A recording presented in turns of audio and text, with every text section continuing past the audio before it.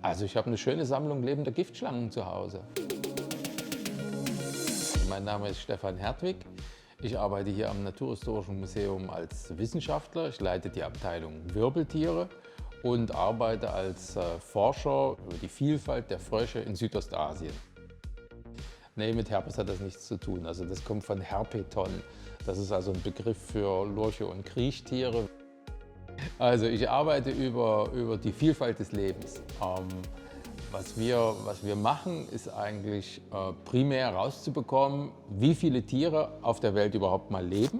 Und das betrifft eben nicht nur irgendwelche braunen Käfer, braunes Krabbelzeug, sondern das betrifft tatsächlich auch Wirbeltiere. Also alles, was eine Wirbelsäule hat, also das, was wir üblicherweise so als größere Tiere kennen, eben auch Frösche.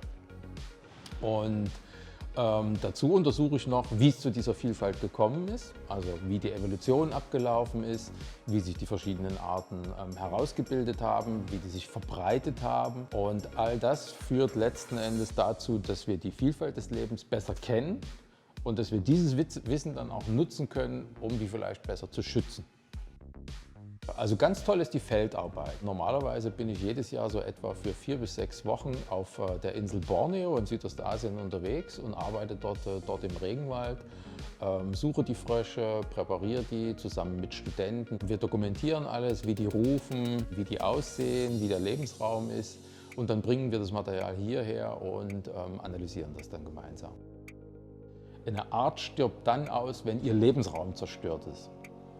Das heißt, das größte Problem für die ganzen Arten in Südostasien und eigentlich weltweit ist die durch den Menschen verursachte Lebensraumzerstörung.